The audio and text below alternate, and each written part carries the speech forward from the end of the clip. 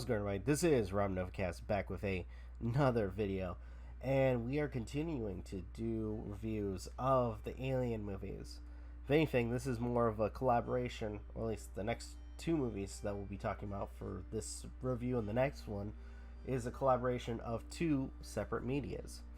That, of course, being Alien vs. Predator, which this particular film was released in 2004 and was directed by Paul W.S. Anderson, written by Dan O'Bannon, Ronald Chazette, and Jim Thomas. Now, it goes without saying, too, that unfortunately, and just so you guys know, especially with me trying to rationalize this, to some extent, anything that doesn't follow the initial storyline, I'm at the very least, I'm going to consider it as its own universe or universal story. Especially with a little minor detail from the second movie talking about how in situations of, discovering or discussing the alien or discovering the alien, that for that matter, they've never encountered something like this, but in some sense, for some reason, in this particular film, they encounter the alien way earlier than they're supposed to. So, to a degree, this is, again, I'm just treating this as its own universe and its own set of stories. Just like I will do the same thing for Prometheus and Alien Covenant. So, without further delay, why don't we go right into it.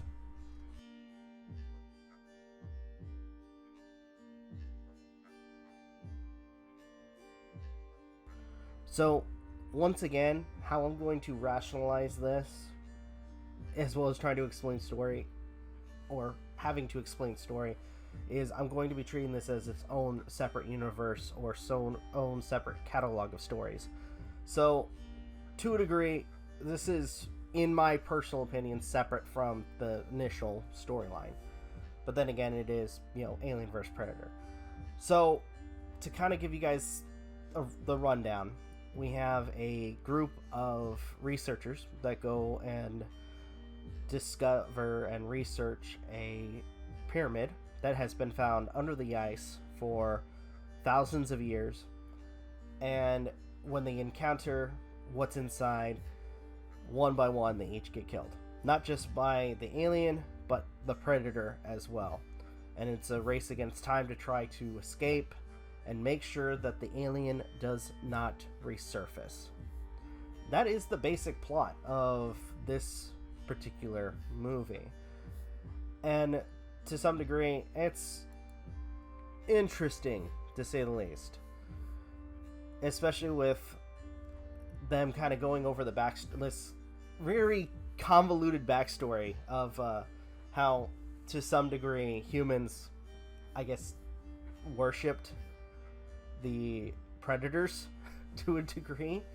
The pyramid that they uncover is apparently inspirations from three separate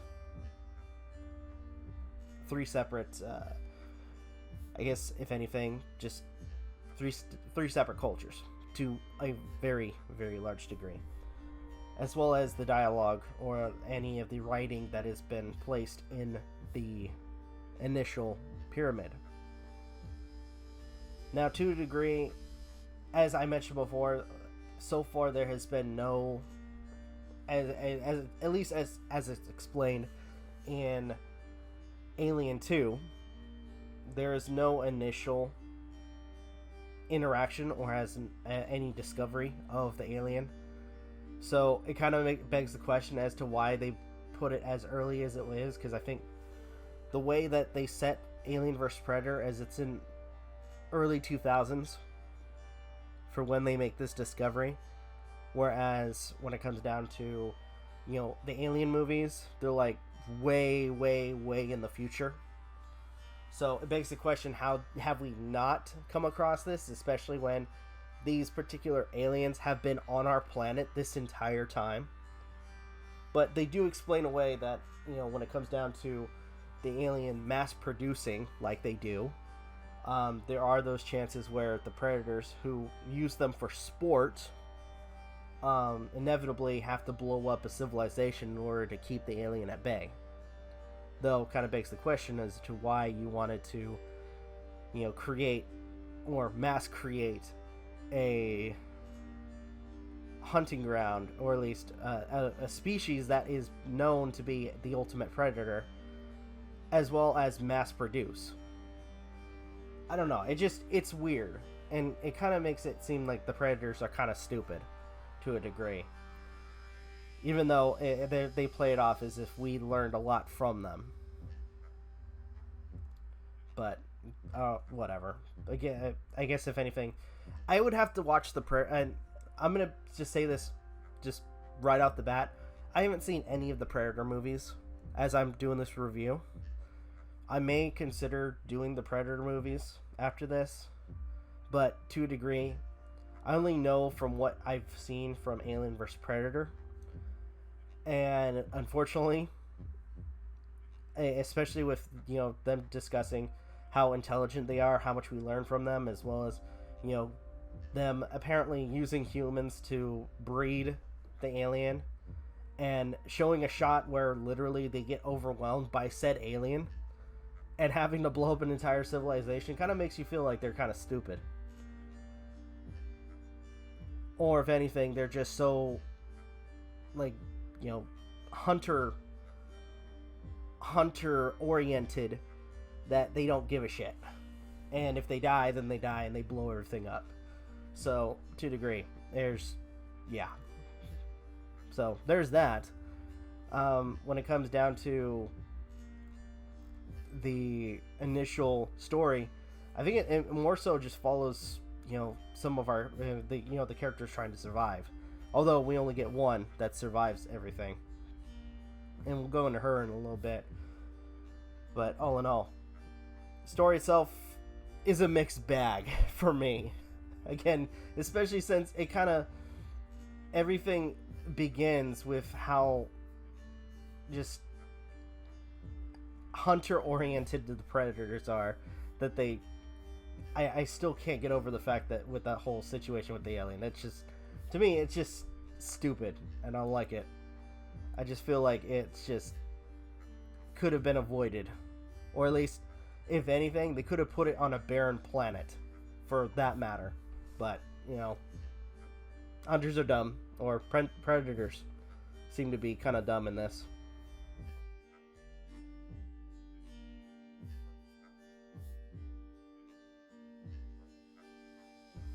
So, to an extent, and forgive me for making these comparisons, but I kind of felt like this was kind of Alien formula.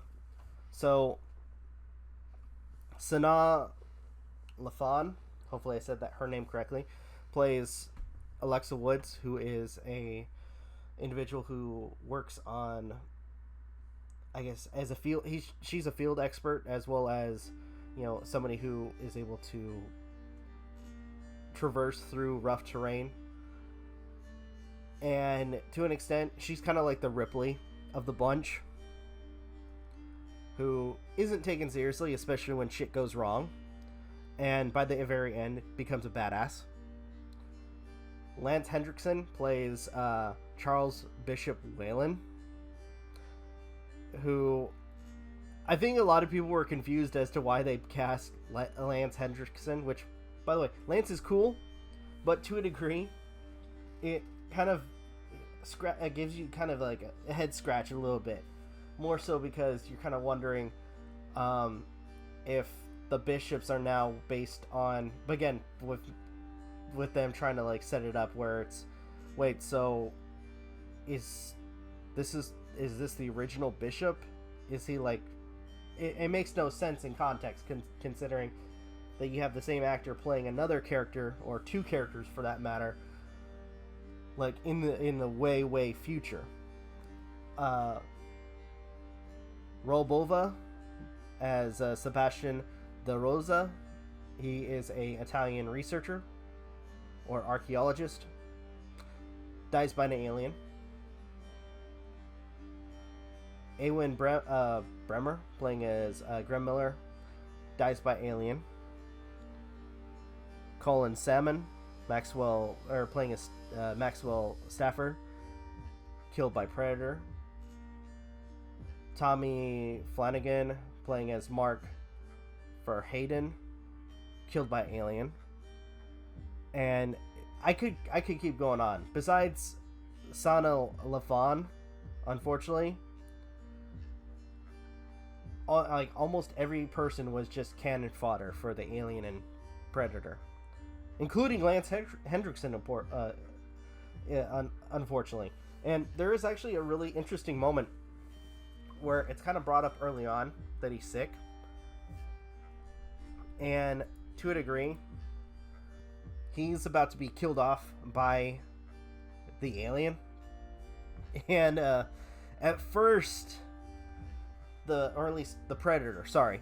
He's about to be killed off by the Predator, but due to the technology of the Predator, it notices that he's sick and walks away from him. And it's only when Lance Henderson decides to freaking make a makeshift flamethrower on the Predator that the Predator takes interest and proceeds to kill him.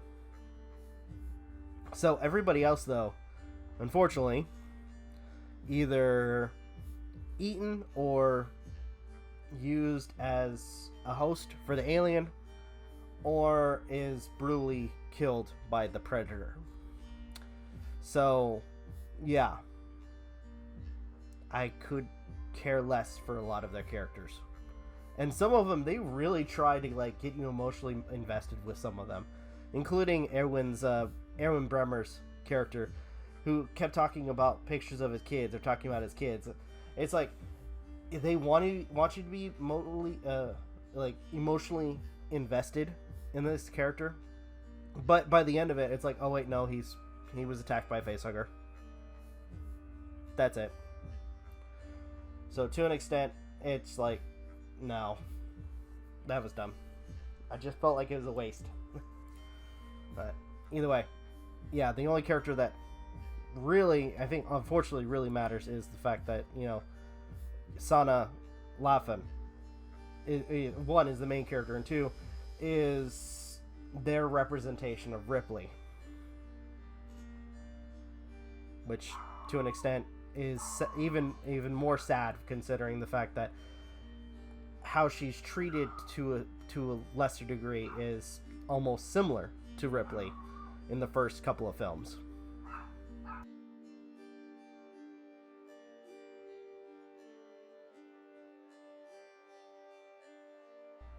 So, quickly talking about effects, once we start getting around 2000, or the 2000 years, is when, especially when we use practical effects and CGI, animators, or if anything, film creators, however you want to put it, whatever the exact title is, started to blend CGI and practical really well, to a interesting degree. And there were a couple times where I couldn't, it probably because of the costume and the fact that it's not even a real creature. There are a couple times where you start to think that maybe this is actual thing that's in front of us. Again, sometimes. But to a degree, CGI in this particular film is a lot better and adds to what we see in practical effects. Now, there are the moments where, let's say you have the facehuggers that are leaping at the victim, or at the potential victim / host, and you can tell that's fake. But to a degree, when it comes down to, again, with them still, moving around in their egg is pretty cool. The effect, or at least the movements of the aliens, look really nice. The design and, I guess, costume work for the Predator looks really nice. I will admit, when it comes down to design-wise, as well as, what they look like, is pretty cool. Again, I've never watched a Predator film, so to a degree, I will admit how impressive they are, or how impressive their weaponry is, as well as their design is pretty cool. I think, if anything, my personal favorite has to be, if anything, when it comes down to the Predator, was this spinning blade weapon that they were using, which was pretty cool. And there's one particular fight where you have, I mean, it's the second Predator that dies, but in the end, you have this big, hulking, freaking Predator, the biggest of all of them, and just him fighting the alien is pretty cool. And not only that, but also there's like a moment where he's like running towards the alien, and you can hear every freaking footstep, like he is some kind of colossus going after this freaking monster. It is impressive, to say the least. Just the range and scope that they go for these fights is just amazing. It really is. So, all in all, costume design done really well. CG, especially since it's around the time when the CG was getting a little bit better, is done well as to an extent helps with, you know, the effect of the monsters. Especially, I think, if anything, more so with the alien, for that matter.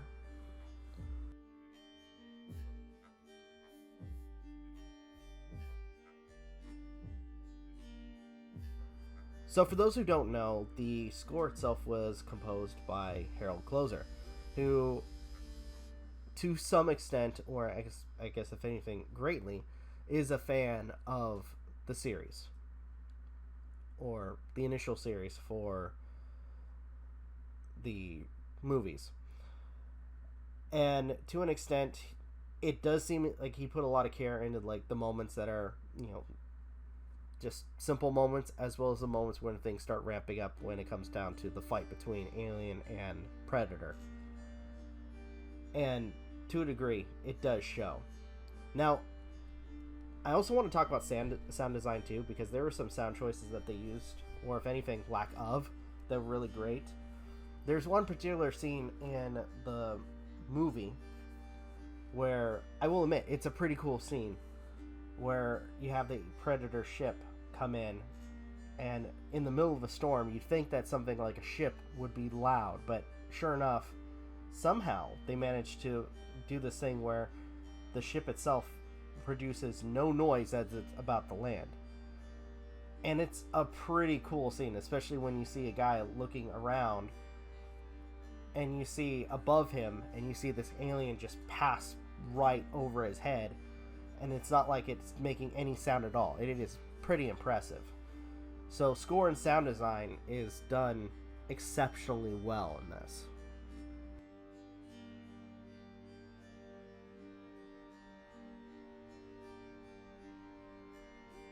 So, final thoughts of this film, and I'm not gonna lie, I kind of feel a little bit disappointed. To an extent, especially when it comes down to trying to rationalize story. The story itself is confused, to say the least, especially when, you know, to a degree, some details that are brought up in previous films do not correlate with what we're seeing here. The characters, besides one being a rehash of a character that we've cared about for previous Alien films, again, it's just a rehash, and a lot of the other characters are just cannon fodder. CGI and effects are honestly probably one of my highest notes of this particular film. Music and sound design as well, when it comes down to choices of music, as well as, you know, sounds or lack of in what we see in this particular movie. So, to a degree, it pains me to do this, because I know, especially with this particular movie, and if I may too, for the entire movie, because this is not even rated R, and to an extent, I kind of feel like that this had more potential and was holding a lot back due to the fact that it was, you know, a lesser rating. More so, I guess, to assume that they wanted more people to watch it. But regardless, I kind of felt like that there was more that they could have done with this, but they didn't. So, bottom line, it pains me to do this, but to a degree, I have to give it a low rating. Again, my two biggest things that I'm not a fan of for this particular film, which is story and characters. And honestly, that is the thing that really holds up your movie. So, with that, I hate to do this, but Alien vs. Predator from 2004, my personal opinion, gets a 3 out of 10. It's not the best, and even trying to treat it as its own universal story doesn't help it. So, again, Alien vs. Predator receives my personal rating of 3 out of 10.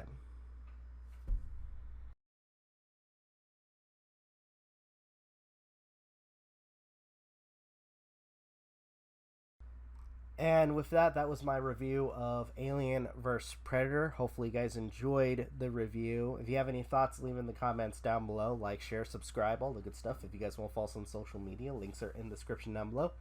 As well as check out our daily content and the weekly podcast. With that being said, this is Novakast signing off. Have a good one. Take care. And I'll see you guys in the next video.